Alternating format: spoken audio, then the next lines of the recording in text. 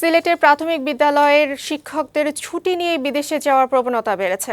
গত এক বছরের শতাধিক শিক্ষক ছুটি নিয়ে দেশের বাইরে গিয়ে আর কর্মস্থলে ফেরেনি, যে কারণে জেলায় তৈরি হয়েছে শিক্ষক সংকট। প্রভাব পড়ছে পাঠদানে, উদ্বিগ্ন হয়ে উঠছেন অভিভাবকরা। তবে জেলা প্রাথমিক শিক্ষা অফিস জানিয়েছে, মিথ্যা তথ্য দিয়ে বিদেশ যাওয়ার শিক্ষকদের বিরুদ্ধে ব্যবস্থা নেওয়া হচ্ছে। সিলেট সংবাদদাতা এস সুটন সিংহের প্রতিবেদন, জানাচ্ছেন খালিদ হাসান।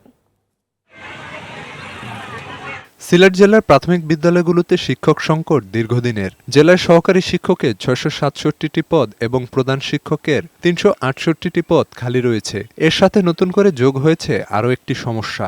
গত এক বছরের নানা বাহানায় ছুটি নিয়ে শতাধিক শিক্ষক কর্মস্থলে ফেরেননি, আবার চাকরিও ছাড়েননি। তাদের দীর্ঘ অনুপস্থিতির কারণে শিক্ষক সংকট আরও বেড়েছে জেলায়। ব্যাহত হচ্ছে পাঠদান। শিক্ষকদের এ ধরনের আচরণে ক্ষতিগ্রস্ত হচ্ছে শিক্ষার্থীরা। এসব শিক্ষকের বিরুদ্ধে ব্যবস্থা নেওয়ার দাবি সংশ্লিষ্টদের। রাষ্ট্রীয় ব্যবস্থার কারণে ও হতাশাকে এটি করতেছে। এটা বলতে পারেন যে নৈতিকভাবে সে তার অবস্থান থেকে এটা ঠিক করেনি। বিদেশ পাড়ি জমাচ্ছেন, যার বলে এই স্কুলের যে স্কুল থেকে এই শিক্ষিকা বা শিক্ষক চলে গেল, ওনারা তো চলে গেলেন ওনাদের লাভের জন্য, কিন্তু স্কুলটাকে ডুবিয়ে গেলেন।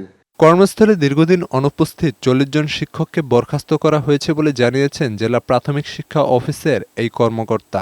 বিদেশে যারা যায় বই বরাদ্দ অনেকে না বলে চলে যায়। আমরা ইতিমধ্যে প্রায় ৪০ জনকে চাকরিচ্যুত করছি বিভাগীয় মামলার মাধ্যমে।